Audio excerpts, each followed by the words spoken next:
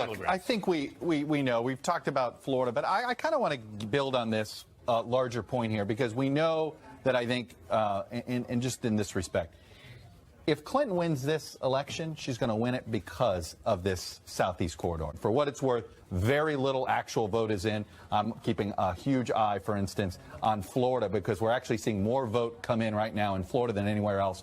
But again, 2% in. So, and as you can see, it's all coming from essentially one semi-rural county. Yeah, and right now, a lot of what we're dealing with is anecdotal conversation about what's been happening in these states. Let's go to Kerry Sanders now as we begin to sweep around some of these battleground states. Tell me, how much have you seen of the ground game that we hear so much about, this getting out the vote effort? Hillary Clinton's teams have actually gone door to door and had people in cars bringing voters out to the polls, where on the Republican side, it's been a little bit more of people being self-motivated to come out. And I think it'll be very interesting, because Donald Trump made it very clear that he thought his supporters would just show up at the polls because he saw such huge crowds, and many of them, of course, showing up in this state. We'll see whether that translates into the votes that he thinks will result. I want to bring in Nicole Wallace now, who joins our panel right now. I want you all to react to some of the numbers we're seeing coming in from Florida right now, keeping in mind all the polls have not closed there, but we're getting some raw numbers. What are you seeing in these as we put them up here, Chuck? I'm seeing that, look, it's 40% already of the vote in. It's all early vote here, but here's what's not in. We only have about 5 or 6. We have no precincts in Broward County at all, barely anything out of Miami. What you're seeing now as you're watching this map, we've got Clinton up a point. What that is that's where the vote is currently coming in. If you see gray, if you see any gray there, it means we've had 0 vote in from there. All that is telling you is who's leading in that county. So as you see there, obviously it's the southeast corner that is about where all the population is, Miami, Broward, and Palm Beach. And as you see, no Broward. That's, if she wins Florida, she's going to win it down in South Florida. The fact that she has a lead right now in the raw vote before we have anything out of Broward County, you're going to have a lot of nervous Trump people right now and a lot of very, very excited Clinton. Nicole, let me ask you, there was even Trump himself had said Florida was must win. But then down the stretch here, we saw, let's go to Michigan, looking for other paths and suggesting they might have them. Do they exist, or was this a head fake we've seen? Well, so even some of Trump's closest advisors, by mid-afternoon today, were starting to talk about what if. What if Donald Trump hadn't engaged in a month-long battle against the Khan family? What if Donald Trump hadn't taken so long and really never properly apologized for the Access Hollywood? And the what if, the answer to the what if is, what if he'd focused instead on a strategy that remade the maps? What if they'd had a real campaign that could have targeted their voters and turned out their voters? Then it wouldn't be a lights-out moment for them if they come out short in Florida. You've called it the checkmate state, and I agree with that. And I think that what they will be talking about if they come up short is how they might have been able to remake the map so that states like Florida and North Carolina weren't do or die for them. We're back now from our election center, and joining our panel is a guy who knows what it's like to help a Clinton win the White House, James Carville. Hey, James. All right, yeah, we're a little nervous tonight, but feeling well, good. Read into me. Where are the Clintoners right now? They're looking at the same data we're looking at. I do know this, that the turnout in Broward, Fort Lauderdale, and Dade, Miami, city of Philadelphia are all eye-popping. Now, what I don't know is what the turnout is in Trump areas, but I do know the turnout in the Clinton areas. Johnson County, Iowa City is just like off the charts. Boulder, Colorado, the college towns. I think the story at the end of this night, if I guess, is going to be the Clinton ground game. But she ran against somebody who had no ground game. He had none. Right. I mean, they have, hundreds of thousands of people. I think they said they had 3 million touches on Saturday alone. The plot is about to thicken. 7.5 minutes until polls close in 16 states, plus the District of Columbia. We've got some big ones here. Florida, Pennsylvania on there. This is where my friend Chuck Todd begins to salivate now as he looks at his map. Tell me about what you're going to focus on. Let me tell you this. It is Florida, Florida, Florida. Okay, the part that the polls are closing in, of course, is the central time zone area there.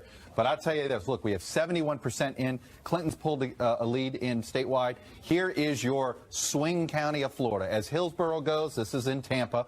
As Hillsborough goes, so goes the state of Florida. She's got a 10-point lead here, as you can see. Still a lot of vote to come in Hillsborough, but this is a good sign for her. Let me just quickly show you the spread in Miami-Dade.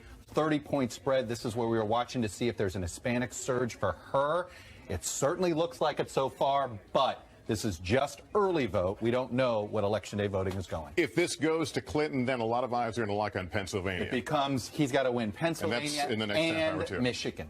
If he loses Florida, he needs Pennsylvania and Michigan. He can't just get away with winning one of them. This all comes back now to that same area of the country you're talking about as we move up from Florida. This has become her power center. It really, it could be interesting, but it absolutely could. The fact that Virginia, Florida, and you heard it. I was talking to Robbie Mook earlier today, and he brought up Florida, Virginia, Pennsylvania. He said that's their backbone to 270, and they think they're going to win all three, and they think once they do, it's checkmate. We were just both sitting there, what's out in Florida, 91% in. I think Trump's leading by about 60,000 votes. And we're both noting, like, why is the Clinton campaign feeling good and the Trump campaigning not so good? It's because of what's remaining, what's out. And we were just looking. I mean, Gainesville still hasn't come in. That's a college town. You still got a lot, almost half of the Broward vote hasn't come in. Palm Beach. Half of Palm Beach and still about 15% of Miami-Dade. And as we showed you, she's winning Miami-Dade by numbers that are landslide-like for Miami-Dade. Where are the remaining votes going to come from? Well, I'm looking here right now. There is still, if you're the Clinton people, you're very happy about Broward County. There still appears right now this is only early vote that essentially was dumped, and we expect about another 400,000 out of there. If she wins that by 40 points the way she's winning it here, I don't know if that quite makes up the gap. We know there is some Miami-Dade vote, not a lot. Most of this is in. Let me take you to the Hillsborough here. As you see, this is tightened up. Now it's Clinton +6. Obama won this by a little bit more when he won it by a point. So this is something here to keep an eye on. So look, there's a chunk of vote down here in South Florida. That's good news for her. But there's sporadic vote in a lot of Trump country as well. So look, we're sitting here. It is so, you can't sit here and say for sure. Look, it's about 100 and looks like 35,000 difference right there. I think she can get 100 of it out of South Florida. Can she find another 36,000 somewhere else? We'll see. All right, let's go to Hallie Jackson now. Hallie? Hey, Lester, I'm joined here by filmmaker Michael Moore, who has spent months really diving into the mind of the Trump voter. You are a Hillary Clinton supporter, but you have predicted what we are seeing with Donald Trump, particularly in Michigan, for months. Well, back in the summer, I wrote an essay called The Brexit States, right. Michigan, Ohio, Pennsylvania, that the working class that has been so abused and attacked and their livelihood taken from them over these last really couple decades, they're at the point where they're so angry and full of so much despair that I could see that they were going to use the ballot box as an anger management exercise. You've called it a middle finger to the establishment. Yes, or Trump being their human Molotov cocktail that they just get to throw into the system today and blow it up, only to find out a month or two from now how regretful they're going to be, because he's not only going to blow up the system, he has no idea how to rebuild it. I mean, this has been my fear. I've been trying to tell people we have to put special focus on Michigan, on Ohio, and Pennsylvania. These are the people I grew up with. I know what's going on here. They're being manipulated by a con artist. That's what Donald Trump is. He has not told them the truth. He's not going to bring their jobs back, and he's a dying dinosaur. His way of doing things. And that's the old America. We're into the future right now. Race to 270. Mike, I cut you off. I'm sorry, go ahead. What's interesting about Florida is the pattern is unlike anything I've seen in Florida politics before. You get a more urban Republican area like Jacksonville, Duval County. Trump's doing horribly. He's doing under Romney in the bigger Tampa counties. But you go north of Tampa to the exurbs, he's off the charts. He is breaking the meter, like numbers we haven't seen before. And that's moving the whole state to a point where, well, I believe it'll tighten. There's more of her vote out than his. Yeah, I don't think she's will be able to make it. So far, he hasn't won anything that we didn't anticipate. But you, Chuck, you're punching the numbers in Florida. You think? Look, there's just not enough. Maybe there's some extra vote that we don't know about. And again, I stress that happens. And I remember vividly in 2000, the 50,000 vote error that was discovered late. So, don't forget those things happen here.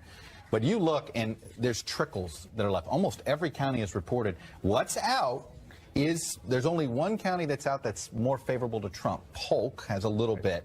But Volusia, which is Daytona, essentially, and that's basically a 50-50 county. There's a lot of Volusia out, but that's not enough for her to gain ground. It's Palm Beach, Miami, and Broward. Right.